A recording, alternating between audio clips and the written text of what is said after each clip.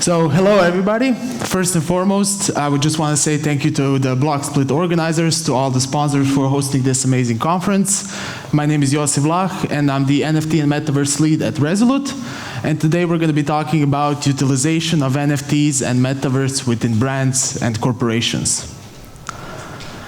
So, to start this presentation off, in 2021, we saw numerous different brands and corporations entering into the Web3 space. Some of them launched their own NFT collections.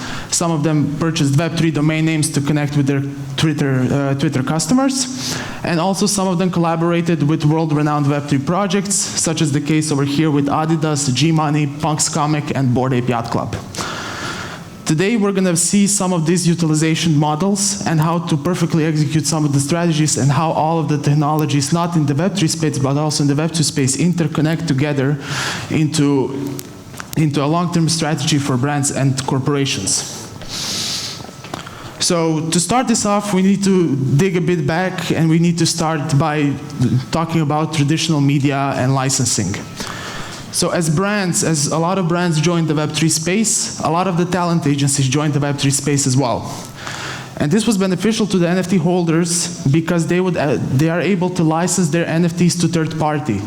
They license it to the CAA agency, for example, one of the biggest talent agencies in the space.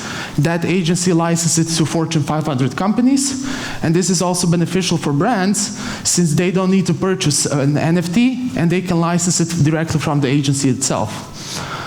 We saw the case of CAA that signed one of the most profound collectors in the crypto Twitter space and in general in the NFT space, 0xB1, and they signed his entire NFT portfolio worth approximately 100 million US.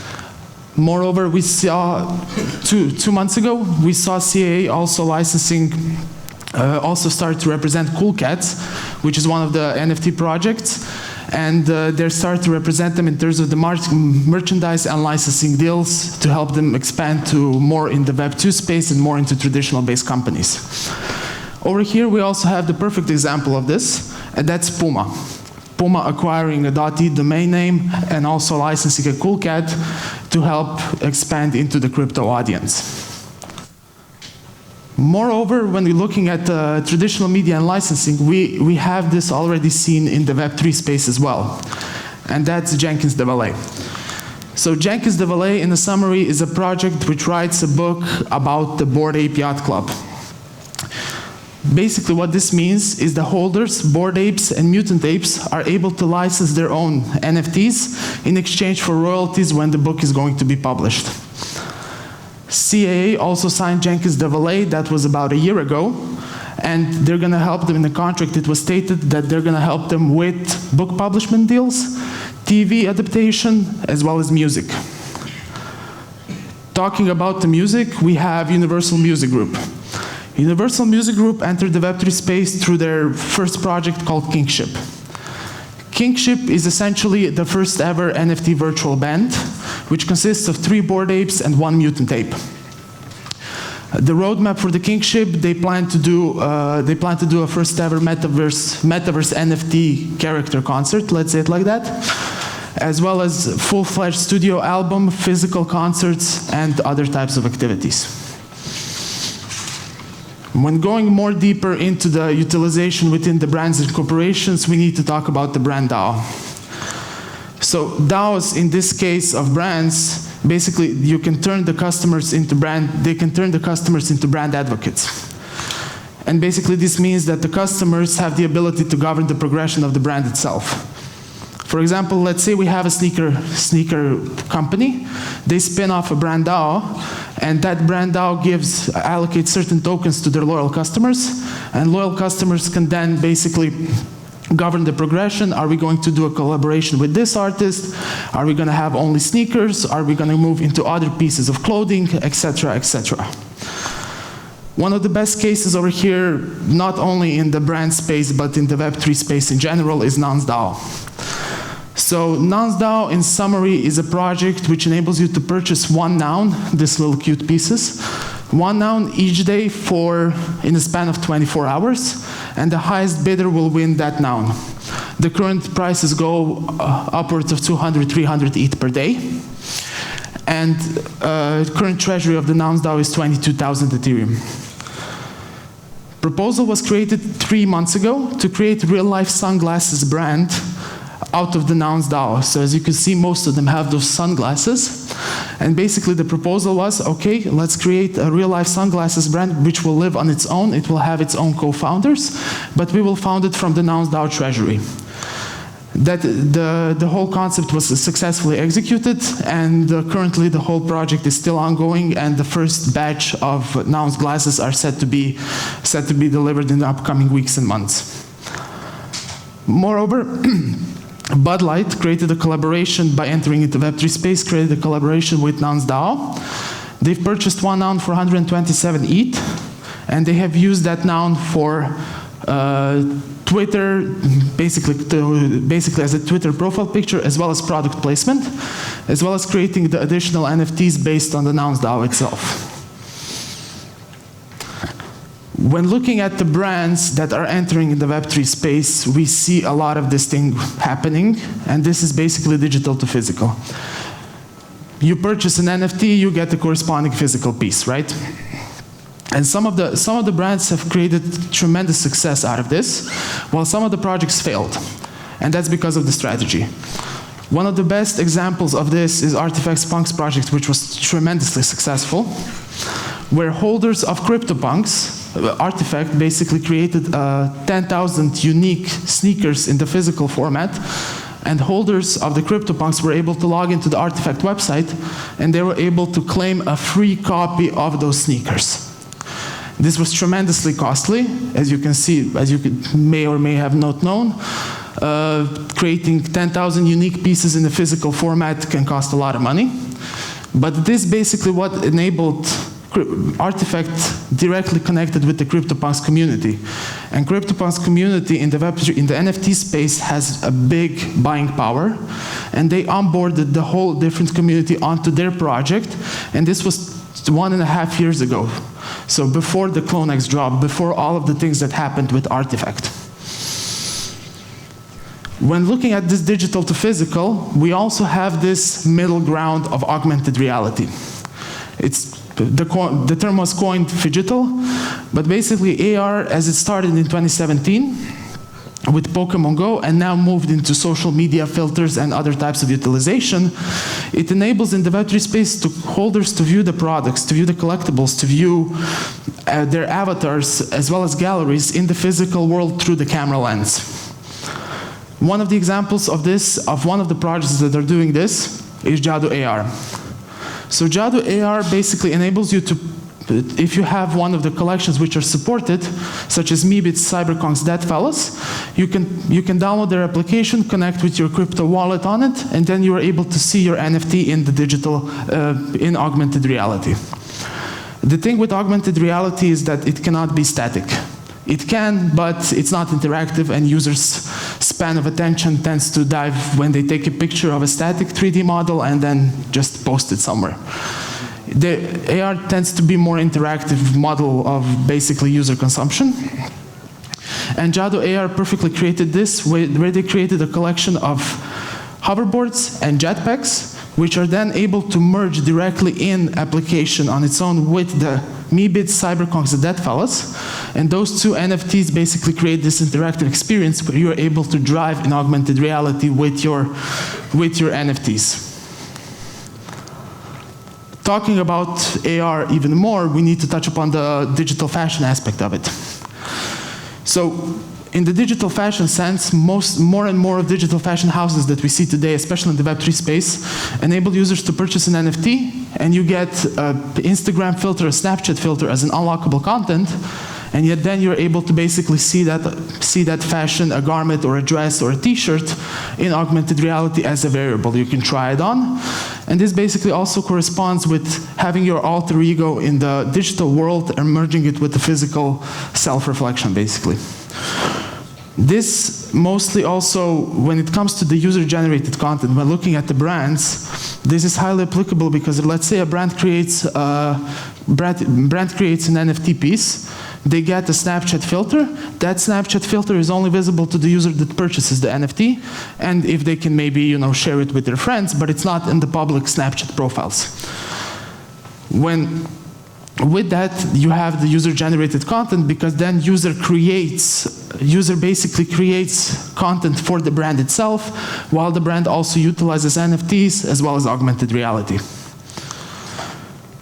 On the title, it's also stated NFTs and Metaverse, so we need to touch upon this whole vast space of the Metaverse and what we see.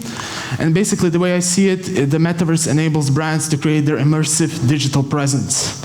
And this can be done by numerous sorts of activation models. We can do it from the events, venues, shops. We saw sports activations, and we're currently seeing some other things being implemented.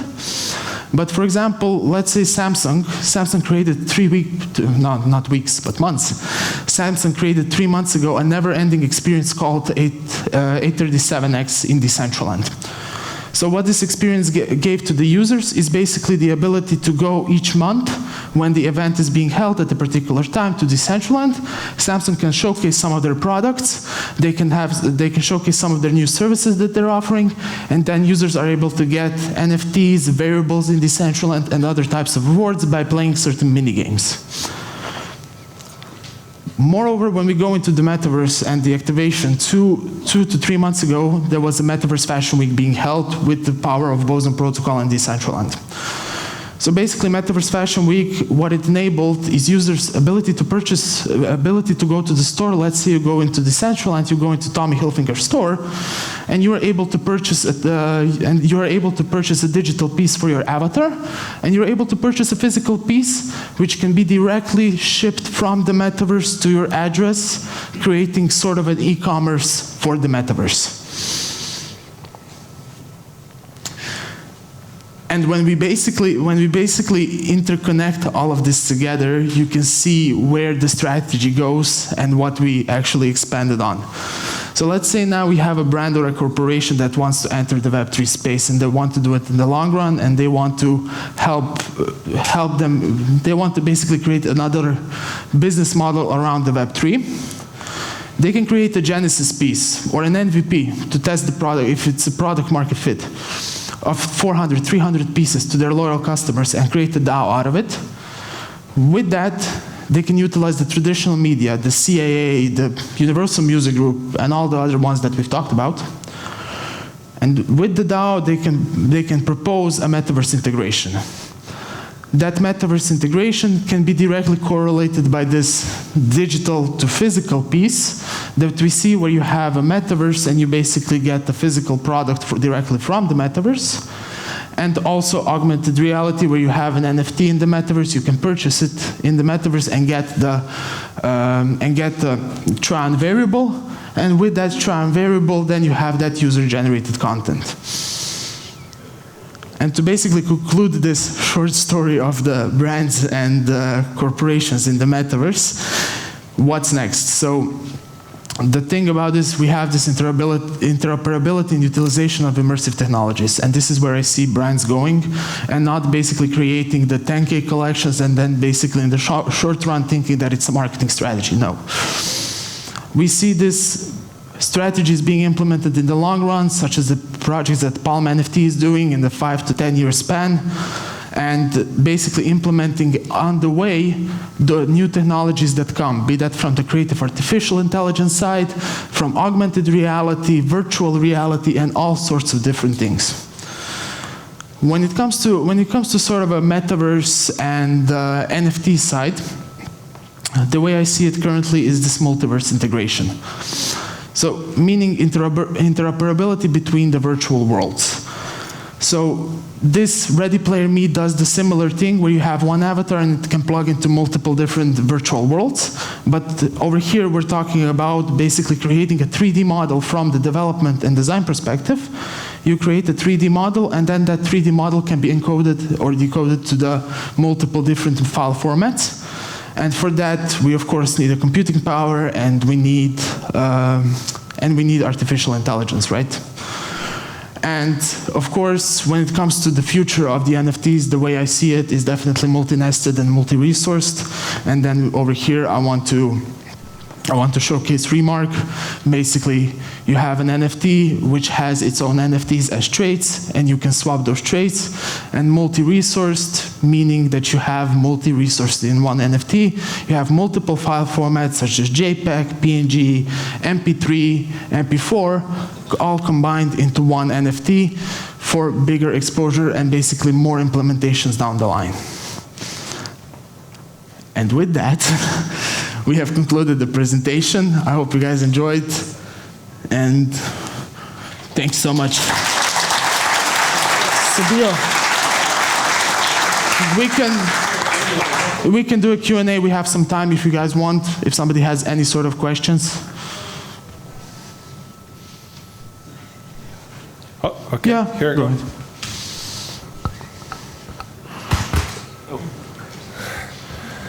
It's just a phone.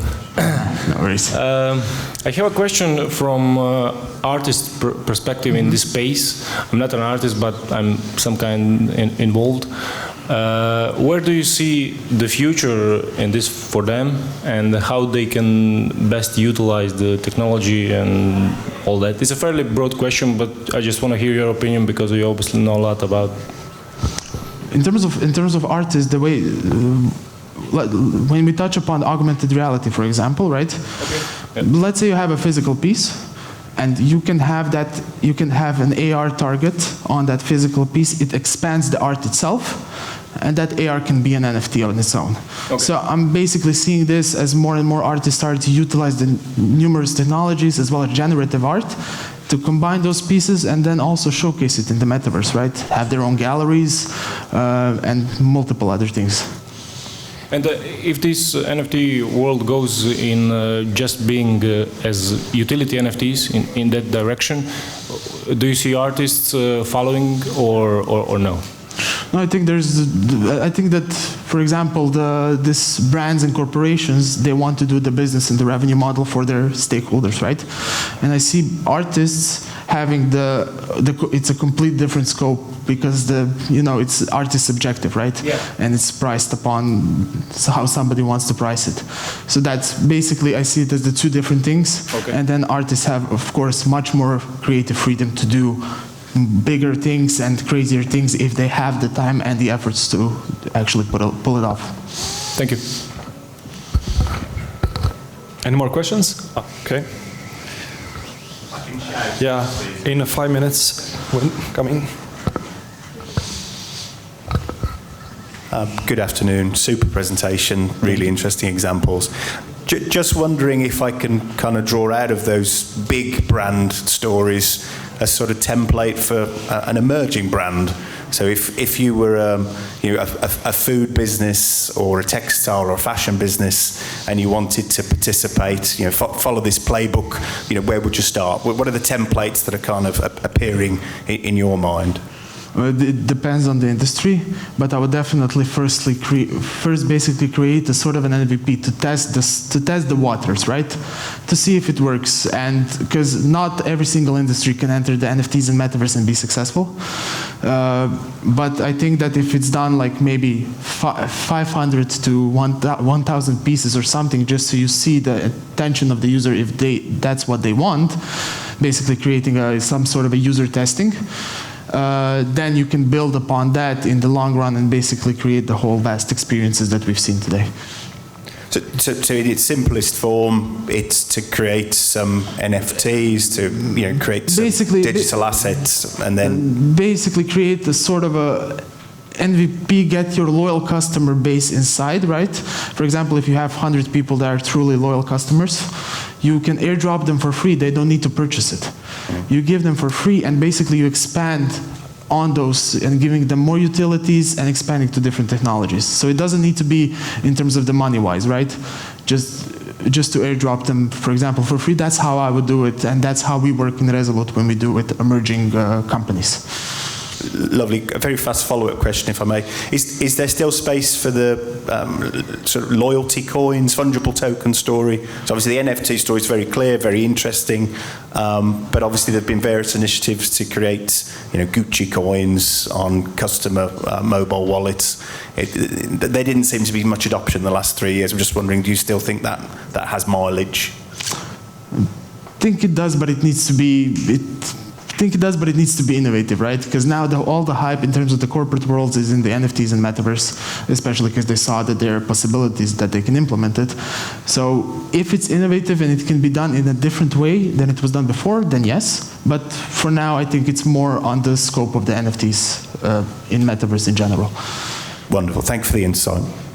No worries. I know a guy on Fiverr who can do this for you. Any other questions? Anybody? Okay. Then we're done. Thank you, Josip. And after this, we are heading off to Expo Space, where lunch is being prepared right now. Also, there is some live updates in a chat group on Telegram. So if you're not in it, find your way in the Telegram chat group. Thank you so much.